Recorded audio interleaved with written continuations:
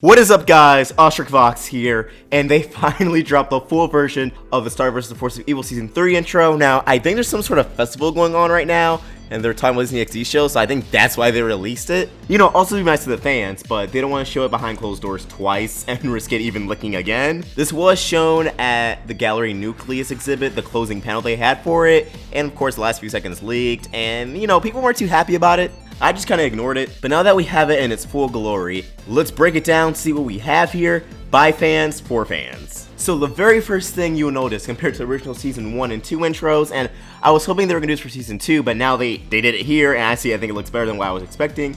I was also kind of expecting the wand to emit a pinkish-greenish glow like in Baby to showcase how Star is kind of balancing the dark magic with the good magic. Here it's just pink with little ghosties coming out, and I love the anime-esque shot of Star's face. And then it actually seems like Marco has his own room on Mewni now, parallel to Season 1. And that makes sense. Let me tell you why. Season 1, Star was on Earth, but it was also during the school year. So on summer break, it'd be kind of nice if they flip-flopped. Marco stays on Mewni, and he has a room inside Mewni Castle. And of course, with Toffee out and about inside of Ludo's body. Leaving Mewni is not wise for Star at the moment. And it also looks like he brought the laser puppies with him.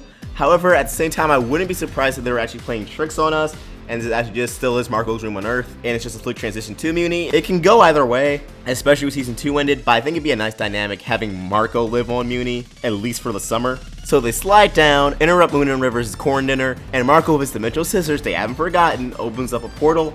They go to Ponyhead's dimension, and I believe this is the very first time we've seen Ponyhead's dimension, and besides her father, the king of their pony heads, and I like the one whose body is actually attached to a different horse.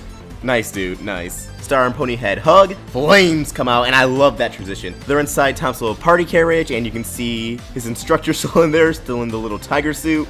You have a skeleton wearing a goblin dog shirt, and gotta have a good time. I love how they kept Star's expression for that. Marco leaves Tom's carriage, and you see Mina, Loveberry, and Kelly running into battle, so I think that means they'll both have roles in this season. Not prominent ones, at least not Mina, but I definitely think they're going to appear more than they did in Season 2. Marco and Star slide down, avoiding the Goblin Dog t-shirt cannon, so is he actually going to be in this season, or they just put it in there for kicks? I can't see the Goblin Dog guy playing a huge role in the overall story of Star, but if they actually manage to make that work, I wouldn't complain at all. Star using her wand emits a powerful blast that launches Star and Marco up into another portal. They go into the dimension Miss Heinous currently resides in, lands on her car. You see Gemini.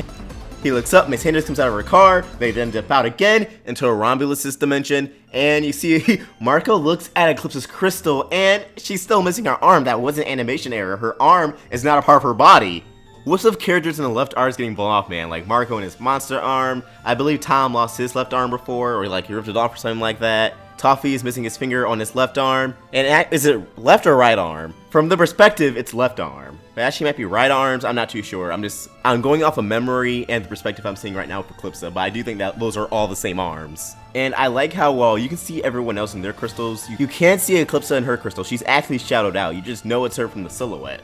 And alright, okay, here's a hot take. What if Eclipsa's actually not in the crystal, that's not a silhouette, but she actually escaped the crystal? Some people are speculating that, and I can kind of believe it. Eclipsa should definitely appear this season, so I'm not putting it past them to do that. Oh my god, an escaped Eclipsa. Toffee doesn't even free her, she just manages to get out herself. That'd be nuts. So what do you guys think in the comments? Silhouette or empty crystal? But they then lead down to another crystal, they look up, and they see a Toffee-possessed Ludo. Now, when ports first came out, people were saying Ludo had his normal eyes, but no, here he's clearly possessed by Toffee. Riding Bird and Spider. He's actually latching on the bird, and you see Glosrick next to them, and I guess that means Glosrick's okay, but he's also smiling. Almost deviously. Now, Glosrick has said he has no side, and that's true. He's not really betraying Star or Mewni because whoever owns the book owns Glosrick, and Toffee/Ludo owns Glosrick right now. Ludo Toffee raises his arm, and we still see that Toffee's regenerator arm is over Ludo's wand. The crystal glows. Marco looks worried, but Star's like, I got this, and just raises her wand, fires, all the animals come out, and then you have this Avenger-style shot. Jana's on her phone. Star leaps down 6th landing. Marco slides up with a cape. I believe that's supposed to be reminiscent of Running with Scissors and how future Marco had his hoodie as a cape. Ponyhead flies in. Kelly runs in. Tom flies up in a tuxedo, mind you. And they just all look so cool here. They all look so awesome. And I know you see the blood moon in that shot. Not subtle at all. Woo! Star vs. the Force of Evil is the only show where they can get me hyped for a ship. And hopefully we learn the Blood Moon Ball's greater meaning this season. Star Register 1, and it zooms in to the logo.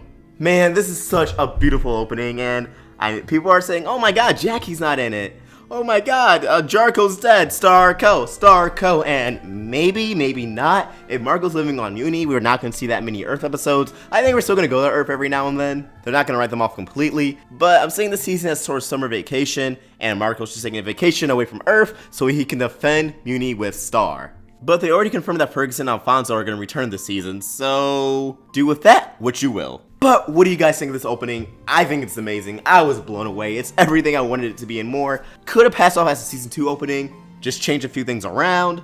I definitely think it would have been more hype that way, and it feels kind of stiff compared to the first opening. Mercury didn't animate this opening, I believe. It's the other studio whose names are escaping me. I'm not as familiar with the Star Studios. I am the Steven Universe Studios, but I still think it was worth it. I still think it looks great. It's a bit off sync, but that might just because it was tweeted on Twitter, the encoding may have been off. I think it's going to be fixed for television airings and iTunes releases. But these are just my thoughts, and I want to hear yours, so please comment them down below. How do you feel about Marco staying in Mewni for the summer?